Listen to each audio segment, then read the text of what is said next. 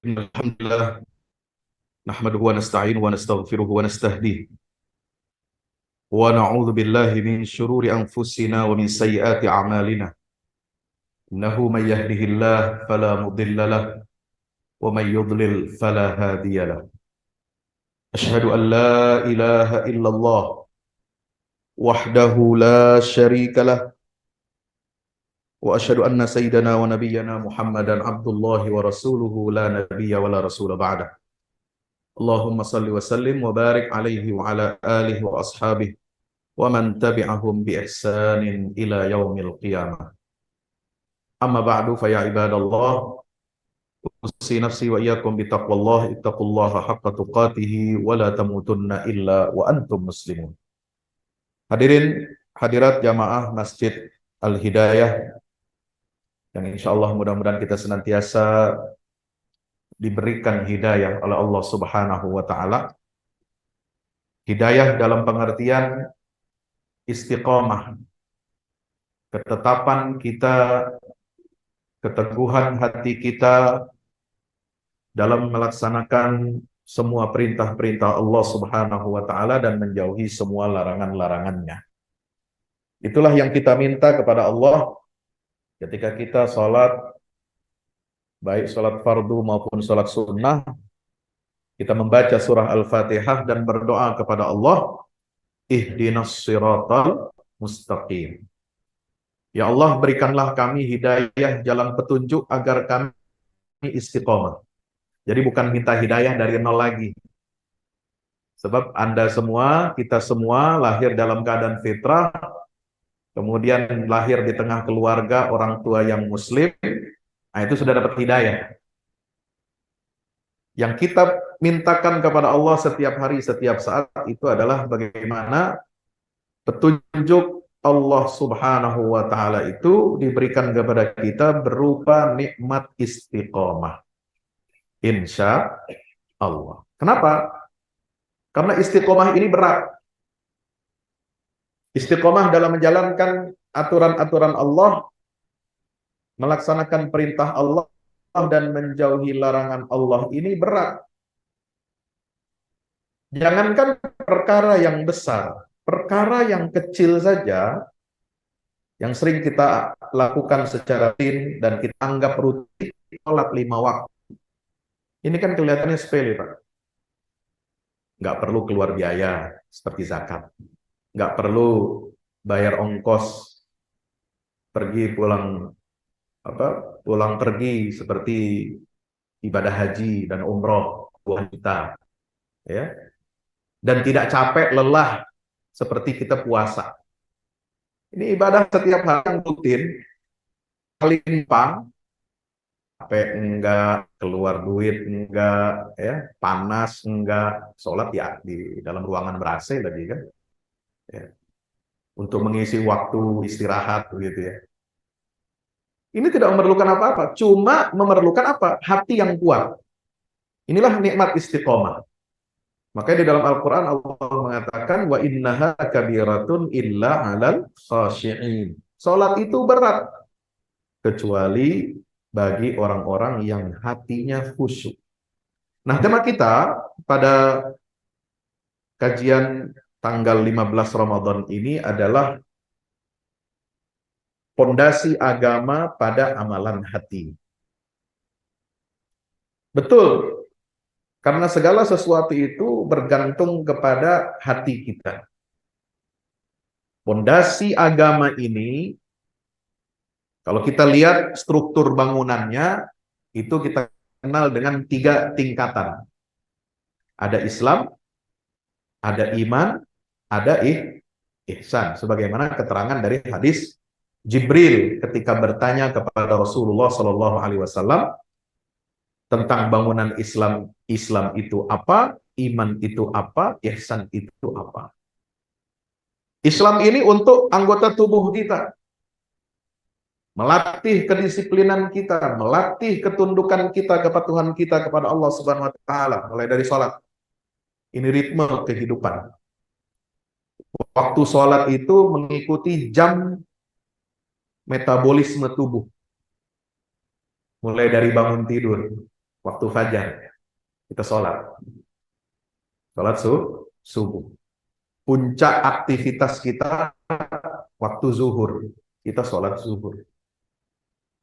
Aktivitas kita mulai menurun, melandai, waktu asar, kita sholat asar. Masuk waktu malam, waktunya istirahat, terbenam matahari, kita sholat maghrib. Menjelang tidur, sholat isya, kita sholat isya. Itu ritme kehidupan kita ini diatur oleh Allah. Ya. Bayar zakat setahun sekali juga begitu. Ya. Terutama bayar zakat ini banyak yang sering kita gagal paham. Hati-hati ya.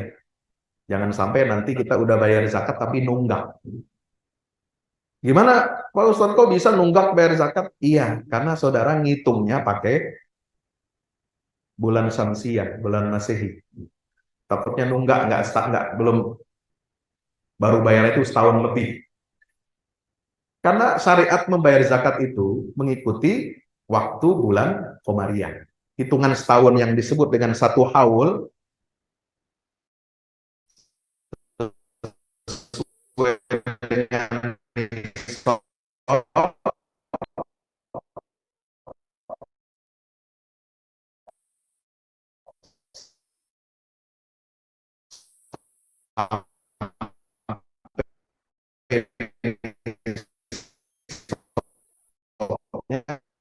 dibayar setahun sekali hari ya Pak. Lebih cepat mengapa bulan Ramadan itu. Sebab kalau enggak itu nanti bisa syariat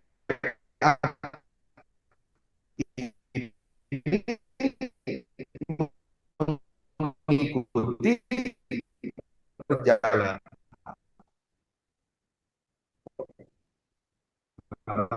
waktu bulan. Ya. Nggak bisa kita milih bulan puasa, maunya di bulan Februari aja. 27-28 hari. Nggak bisa Pak Ustadz tiap tahun. Nggak bisa. Emang syariat milik nenek moyang lo. Nah, jalankan syariat semau kita, nggak bisa. Puasa bulan Desember terus, maju, sampai sekarang kita puasa bulan Maret. Ya. Nanti ke depan, tahun depan, kalau kemarin kita puasa tanggal berapa? 23 Maret. Nanti bulan tahun depan itu 13 Maret. Berkurang 10 hari. Nah, ngitung zakat juga itu hati-hati. Jadi kalau terakumulasi, kita keliru dalam bayar, nanti kalau ngitungnya bulan Masehi, malah jatuhnya tidak sesuai dengan 1 tahun, bahkan mungkin lebih dari setahun baru kita bayar. Bapak Ibu yang dirahmati Allah Subhanahu wa taala. Haji juga begitu, ikuti perputaran bulan Qamariyah. Al-Hajju Asyhurun Ma'lumat. Nah, disinilah diperlukan kekuatan hati dan mental kita. Melawan nafsu ketika kita beribadah itu nggak gampang. Waktunya tidur kok. Waktunya istirahat udah dibangunin. Ya. Jam 4, setengah 5, kadang itu waktu subuh ya.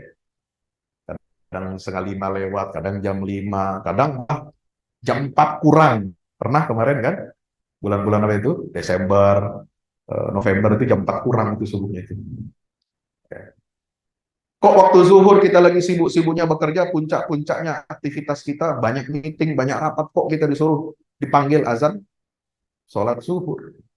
Nah ini kita melawan nafsu. Puasa juga begitu. Ikut waktu perjalanan bulan, kenapa enggak ikut waktu perjalanan matahari? Itulah cara Allah mendidik dan mendisiplinkan kita. Ibadah haji juga berat. Butuh biaya besar. Butuh fisik yang kuat, yang prima, kesehatannya. Ya. Kemudian waktunya juga lumayan, cukup lama. Meskipun puncak pelaksanaan ibadah haji hanya 6 hari. Tanggal 8, 9, 10, 11, 12, 13 Zulhijjah. Maka pemusatan karantina dalam ibadah itu, baik ibadah haji, ibadah puasa, ibadah salat, dan zakat, itu memerlukan tekad yang kuat. Maka disinilah peran hati itu. Bapak Ibu yang dirahmati Allah Subhanahu wa taala, maka kita harus memohon senantiasa kepada Allah Subhanahu wa taala bagaimana agar hati kita yang memiliki kekuatan tekad. Oleh sebab itu, Di dalam Al-Qur'an Allah Subhanahu wa taala berfirman, A'udzubillahi minasyaitonirrajim. Bismillahirrahmanirrahim. Qad aflaha man zakkaha wa qad khaba man dassaha. Sungguh beruntung orang yang telah menyucikan jiwanya, dan sungguh rugilah orang-orang yang mengotori jiwanya. Hadirin yang dimuliakan Allah Subhanahu wa taala, maka itulah firman Allah ini ada di dalam ayat surat Asy-Syams itu setelah Allah bersumpah dengan 7 kali, Allah bersumpah dengan 7 objek. Ya, di situ disebutkan wasyamsi wadduhaha wal qamari idza talaha wan nahari idza jallaha wal laili idza yaghshaha was samai wama banaha wal ardi wama tahaha wa nafsin wama sawaha. Satu, Allah bersumpah dengan apa? Matahari. 2, bulan. 3, siang. 4, langit. 5, malam ya. Yang kelima itu apa? Langit. Yang keenam bumi, dan yang ketujuh bersumpah dengan jiwa manusia. Jiwa manusia. Betapa pentingnya jiwa manusia ini sampai satu objek, yaitu jiwa manusia ini setara dengan 6 makhluk Allah yang sangat besar. Yang itu menjadi nikmat dari Allah Subhanahu wa taala untuk kepentingan manusia. Coba hidup manusia ini kalau nggak ada matahari, bulan, nggak ada siang, malam, kira-kira bisa teratur nggak kehidupan kita manusia ini? Ya, kalau nggak ada bulan, nggak bisa gajian, Pak. Ya. Kalau nggak ada matahari, tanaman nggak bisa hidup, tumbuhan nggak bisa hidup, hewan, ternak yang kita makan nggak bisa hidup. Ya. Terus mau makan apa kita? Ya. Rusak hidup kita ini kalau nggak ada matahari, nggak ada bulan. Ya. Nggak ada siang, nggak ada malam. Terus bagaimana kita bekerja, bagaimana kita istirahat? Subhanallah. Ini semua diatur oleh Allah. Dan itu setara, 6 makhluk ini setara dengan satu jiwa manusia. Kenapa? Karena manusia diberikan taklif oleh Allah, diberikan amanah. Inna aradnal amanata 'alas samawati wal ardi wal jibal fa abaina ay yahmilnaha wa asfaqna minha wa hamalahal insan innahu kana zaluman jahula. Langit, bumi, semua makhluk luar angkasa yang besar-besar itu ditawarkan oleh Allah untuk menerima amanah. Amanah apa? Sebagai khalifah di atas muka bumi dan sebagai hamba yang mengabdikan dirinya kepada Allah Subhanahu wa taala sebagaimana manusia, mereka tolak. Mereka nggak bisa, nggak sanggup. Fa'abaina ayyahmilnaha. Mereka menolak, tidak sanggup untuk mengemban itu. Maka siapa yang mengemban itu adalah manusia. Nah, tapi manusia ini punya sifat apa? Innahu kana zaluman jahula. Manusia itu suka berbuat zalim dan apa? Jahula, bodoh. Ya, akalnya pendek. Pengennya untuk mendapatkan sesuatu yang bersifat jangka pendek. Dia tidak melihat jangka panjang yang secara jauh ya. Nah, karena manusia punya karakter yang zalim dan bodoh, maka kita manusia ini harus senantiasa apa? Membersihkan jiwa. Maka ayat berikutnya apa? Qad aflaha man zakkaha wa qad khaba man dassaha. Nah, membersihkan jiwa itu kapan? Di antaranya dengan cara kita beribadah puasa di bulan Ramadan. Ini untuk mengasah jiwa kita. Menyucikan jiwa. Supaya apa?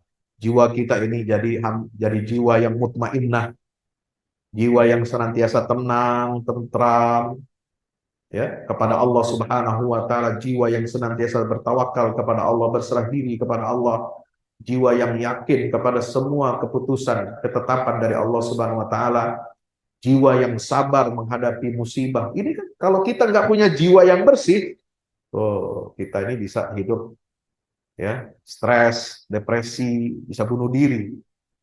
Ya, kalau kita tidak siap menerima atau menghadapi kenyataan-kenyataan hidup yang getir dan pahit. Maka di sini pentingnya kita berpuasa, melatih apa? Kesabaran. Maka Rasulullah mengatakan, sum syahras sabri Ramadan.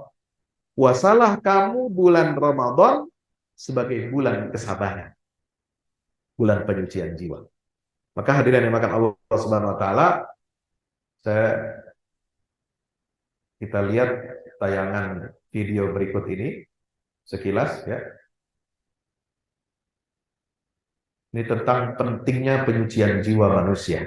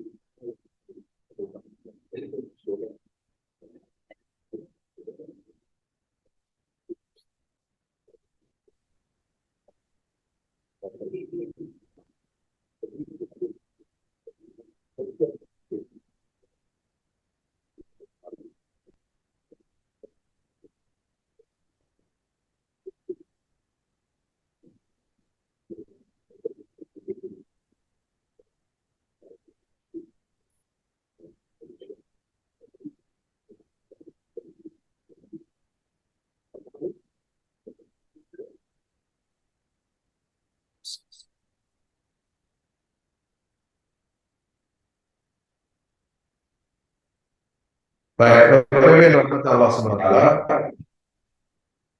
maka di bulan Ramadan ini kita diberi kesempatan Allah untuk menyucikan jiwa kita. Kenapa demikian? Ya, di dalam Al-Quran disebutkan bahwasanya bulan Ramadan itu adalah bulan turunnya Al-Quran. Kemudian kita diwajibkan berpuasa di bulan turunnya Al-Quran. Kenapa demikian? Kok Allah wajibkan kita puasa di bulan turunnya Al-Quran? Karena Allah ingin kita mensyukuri nikmat turunnya Al-Quran itu dengan ibadah Ramadan kita, dengan ibadah puasa.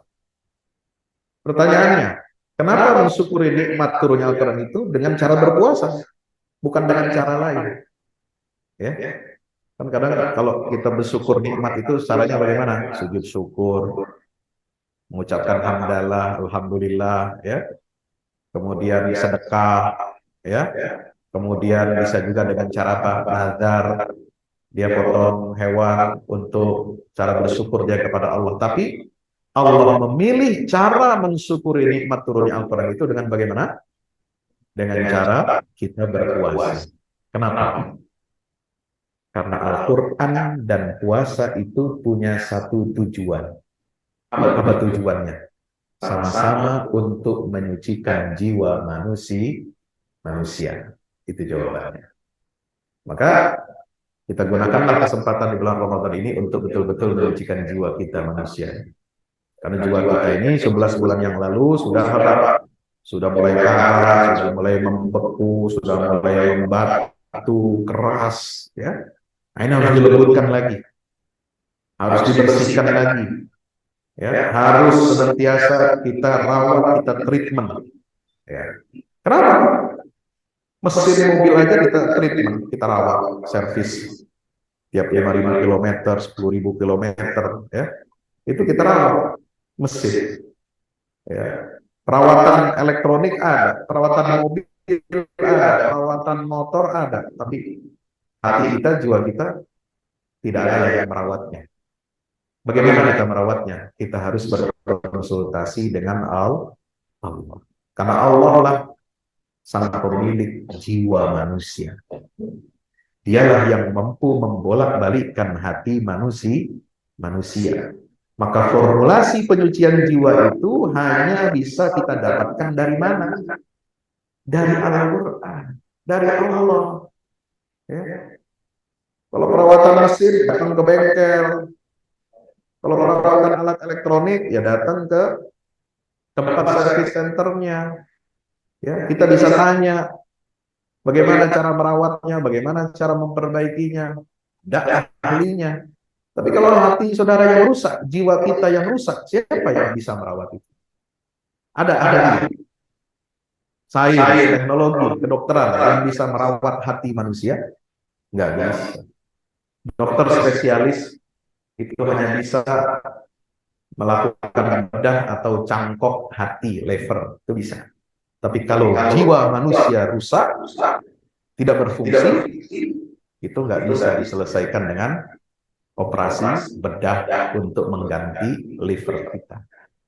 Maka itulah hadirin pada Allah Subhanahu wa taala, kenapa hati ini menjadi pondasi dalam agama kita. Itulah ihsan. Ya, kalau kita ibadah, sholat, zakat, puasa, haji, sedekah, baca Quran, sholawat, kalau kita tidak jaga niatnya, ya, itu belum tentu diterima oleh Allah Subhanahu wa taala. Maka ihsan ini sebenarnya posisinya bukan paling akhir, justru dia itu di awal. Kita mau mengerjakan amalan-amalan Islam, harus ada ihsan. Syaratnya. Apa syaratnya? Hati yang ikhlas, niat yang ikhlas karena Allah Subhanahu wa taala. Maka itu kata para ulama, ya, yang menyebabkan amal itu diberkahi oleh Allah adalah berangkat dari kesalehan hati dan istiqomahnya hati. Yang membuat pahala kita itu berlipat ganda bukan karena banyaknya kuantitas amal kita, tetapi kualitas hati kita. Ya. Ini disebut oleh Imam Ibnu Qayyim al-Jauziyah, ya, dalam kitabnya Madarijus Salikin. Beliau mengutip perkataannya sahabat Rasulullah SAW yang namanya Abu Darda. Abu Darda bilang begini, ini menarik, tolong digaris bawah, tolong dicermati ya. Apa kata Abu Darda radhiyallahu anhu? Ya habbaza naumul aqyasi wa fitrahu kayfa yaquluna qiyamul hamqa wa shaumahum. Ya, alangkah sayangnya, ya, kalau ada orang cerdas tapi mereka iri dengan qiyamul lailnya orang yang bodoh dan puasa mereka. Qiyamul lailnya banyak, puasanya banyak, tapi dilakukan oleh orang-orang jahil. Kita nggak perlu iri sama yang begitu. Ya. Kita bisa menandingi itu kalau kita punya kecerdasan hati. Jadi jumlah rakaat yang banyak bukan jaminan amal kita diterima oleh Allah. Puasa sunnah, puasa wajib yang banyak bukan jaminan kita jadi orang soleh. Tapi bagaimana yang bisa menghasilkan ibadah yang bermutu, yang kualitas, yang berdampak dalam kehidupan kita, harus berangkat dari niat yang benar. Jadi saudara, kalau niatnya, ibadahnya benar, ya, meskipun sedikit kelihatannya, tetapi itu dilakukan dengan ikhlas, tidak riya, tidak untuk sombong, tidak untuk dipertunjukkan kepada orang lain, itu pahalanya jauh lebih besar daripada orang yang banyak puasa sunnah, banyak sholat sunnah, tapi dilakukan untuk riya. Kenapa? Kalau dia pahalanya nggak ada, hilang. Ya, walaupun dia banyak jumlah rakaatnya, jumlah puasanya lebih banyak, tapi hilang pahalanya. Ya. Kenapa? Karena sebab hatinya tidak dirawat dengan benar. Ya. Berangkatnya itu keliru hatinya. Kalau Abu Darda, ya habbada naumal akyas wa fitrahu kaifa yanzuruna qiyamal halqa wa qasamahu ratu min sahibi taqwa idin afdalu min amsalil jibali min ibadatil muqtarrin. Beliau kemudian mengatakan bagaimana amal sedikit, ya, yang kecil kelihatannya, tetapi dilakukan oleh orang yang hatinya bertakwa. Makanya Nabi SAW apa? Man shoma Ramadhana imanan wahtisaban. Ya, siapa orang yang berpuasa bulan Ramadan dilandasi dengan hati yang penuh iman, wahtisaban, dan hati yang senantiasa dia merasa diawasi oleh Allah. Kenapa? Karena yang menilai ibadah puasa itu langsung Allah, yang mencatat langsung ibadah puasa itu Allah. Ya.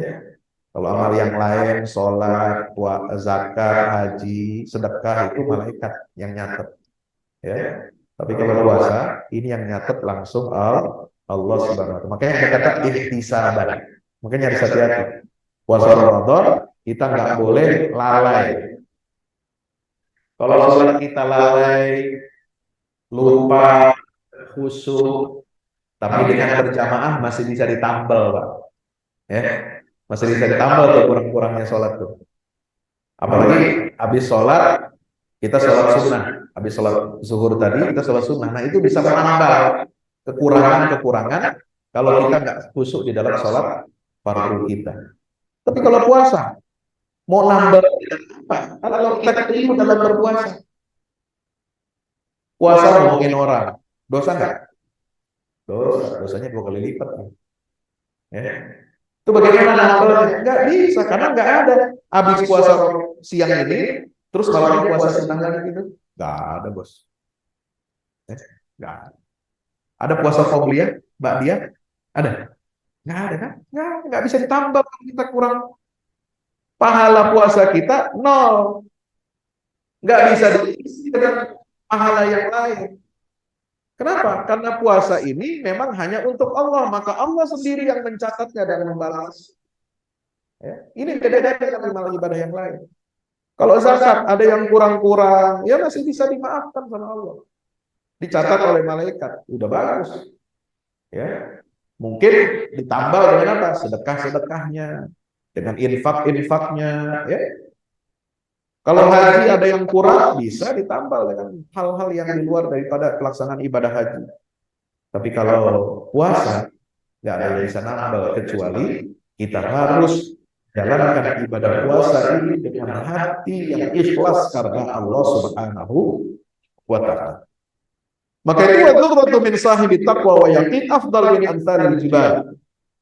Amal yang kecil, yang sedikit, yang kelihatannya sepele, tapi kalau dilakukan dengan penuh ketakwaan kepada Allah, iman dan wahtisaban, seperti puasa, maka itu lebih utama dan lebih baik daripada amal yang besarnya kelihatan seperti gunung. Ya, tapi itu dilakukan oleh orang-orang yang apa? Orang-orang yang tertipu. Ya, udah nyumbang banyak, ya, bikin ini, bikin itu, nyumbang masjid, nyumbang ini, tapi dia riak. Memang kelihatannya gede nominalnya, ya, ada bangunannya kelihatan. Nah itu kan godaannya di situ. Orang kaya kalau nyumbang jadi masjid 5 miliar, 10 miliar, setiap kali lewat itu masjid dia, itu kira-kira perasaannya apa yang di dalam hati? Kita nggak tahu kan? Mungkin ada riaknya, mungkin ada ujubnya, mungkin ada sombongnya. Ya, kalau puasa apa yang mau disombongin? Kita lemas, udah lemas sendiri. Apa yang mau disombongin puasa? Gue puasa nih. Nah itu goblok namanya. Ya. Udah capek sombong. Mending kalau keluarin duit bangunan jadi masjid megah, sombong ya boleh dikit gitu. Tapi puasa yang mau disombongin? Gak ada. Makanya Bapak Ibu dirahmati Allah Subhanahu wa taala, kita ini amal kita ini dinilai adalah ketakwaannya, bukan besar atau kecilnya amal itu, bukan nominal kuantitas besar atau kecil atau banyaknya amal kita itu. Makanya di dalam Al-Qur'an seperti itu kan, kenapa? Contoh misalnya ketika bicara tentang ayat kurban ya. Dzalika azim sya'airallah fa innaha min taqwal qulub. Siapa orang yang mengagungkan syiar-syiar agama Allah, berkurban. Kurban itu syiar agama Allah. Ya. Orang walaupun dia susah, pemulung, orang miskin, cari makan tiap hari aja belum tentu dapat, tapi dia mau nabung sehari 20.000 atau berapa, nanti dikumpulkan setahun dapat biaya ongkos buat beli hewan kurban. Ini keren gak ya? Keren. Artinya apa? Dia tuh mengagungkan syiar Allah. Dia pengen banget kurban. Sampai dibela-belain, nggak apa-apa deh, gua nggak makan. Ya. Tahan lapar dikit.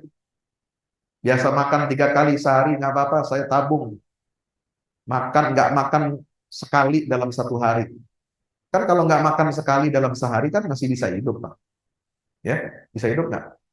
Anda puasa ini kan dari pagi sampai sore nggak makan, bisa hidup? Bisa. Orang miskin, pemulung berpikir begitu, saya masih bisa hidup kok makan cuma sekali dalam sehari.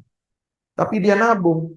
Untuk apa? Bisa berkorban. Masya Allah, ini masuk golongan ini. May yu'azzim sya'airallah fa innaha min taqwal qulub. Itulah berangkat dari ketakwaan hati.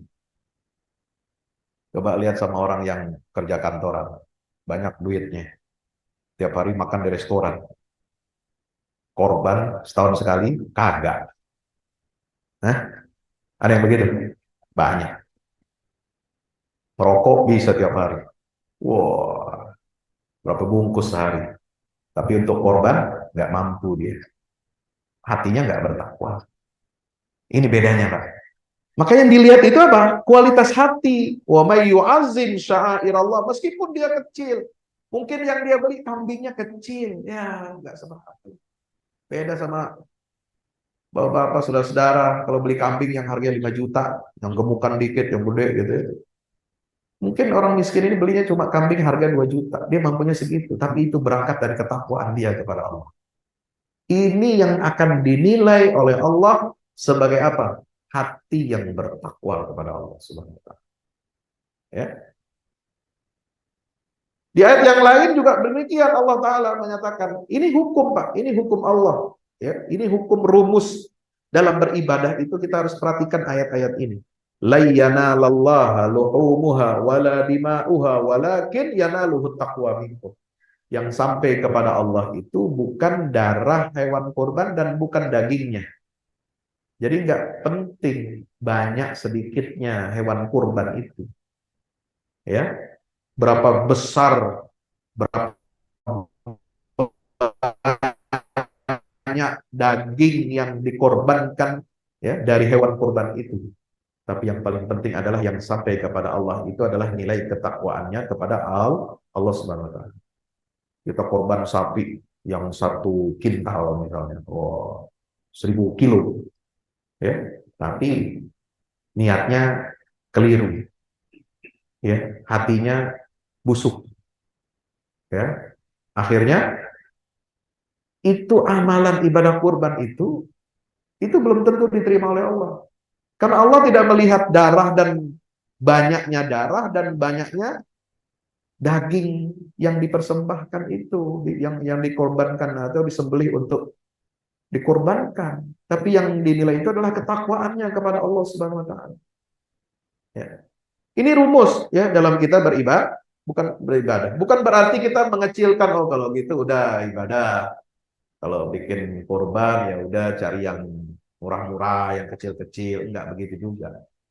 Tapi alangkah baiknya, baik kecil maupun besar, apa yang kita korbankan, apa yang kita sedekahkan, apa yang kita zakatkan, apa yang kita berikan kepada orang lain dengan niat karena Allah Subhanahu wa taala, yang penting hati kita lurus benar.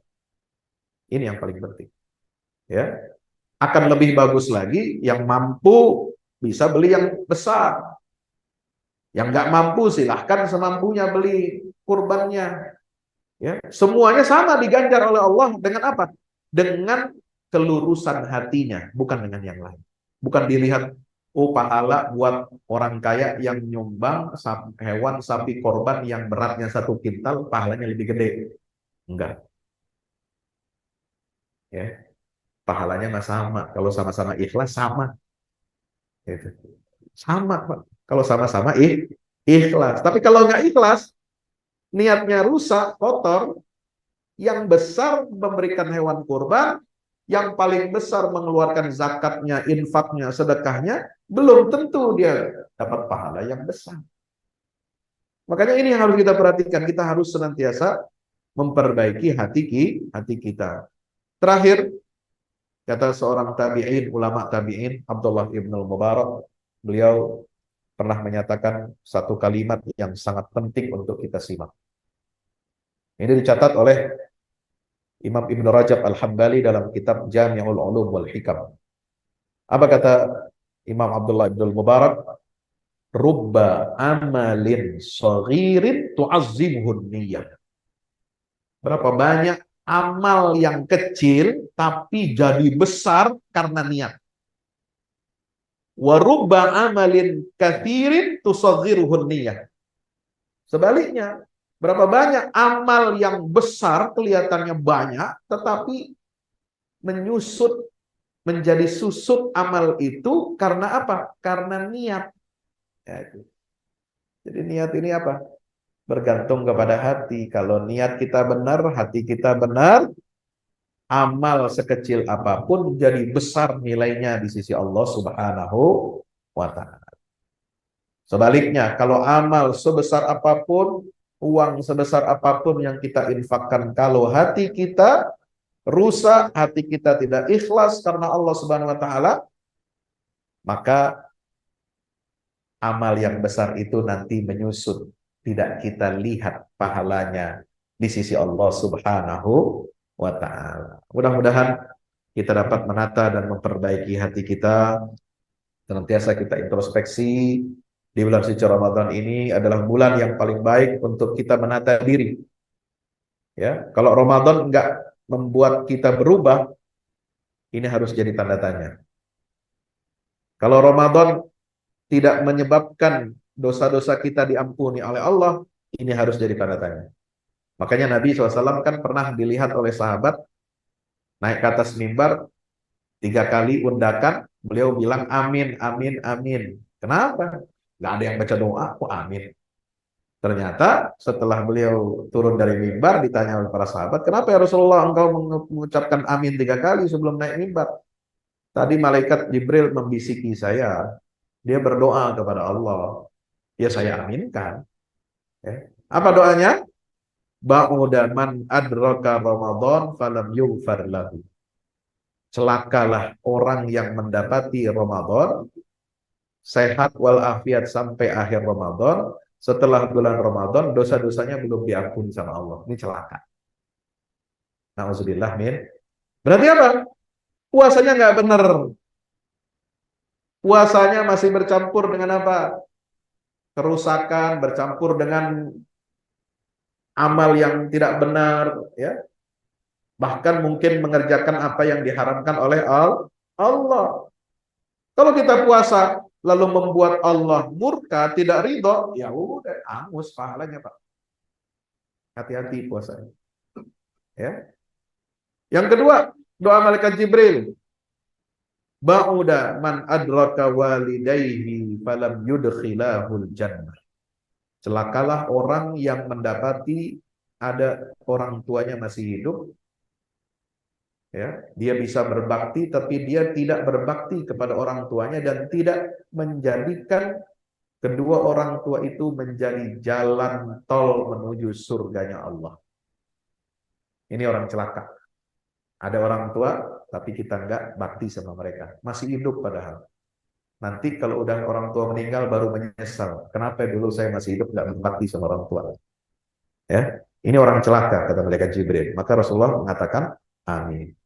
Yang ketiga, celaka orang yang kalau disebutkan namaku, nama Nabi SAW, lalu kemudian tidak dia bersolawat salam kepadaku. Makanya kita harus banyak bersolawat salam kepada baginda Rasulullah Muhammad Sallallahu Alaihi Wasallam. Mudah-mudahan Ramadan kita tahun ini akan membawa kebaikan dan perubahan. Jadi Ramadan yang baperan, ya. Baperan itu apa? Bawa perubahan dan perbaikan.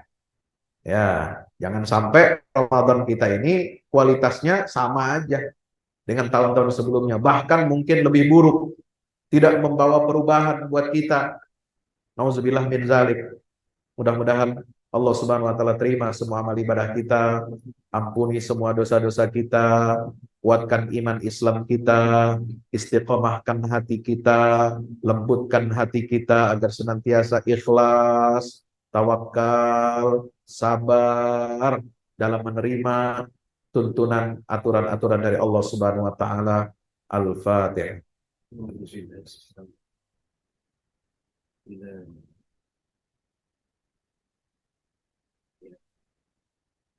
Mudah-mudahan kita sudah berada di 15 akhir Ramadan. Kita dapat memaksimalkan waktu-waktu kita untuk beribadah, untuk banyak berinfak, banyak bersedekah, dan banyak kita muhasabah memperbaharui iman dan Islam kita. Aqulu qouli hadza astaghfirullah li wa lakum. Wassalamualaikum warahmatullahi wabarakatuh.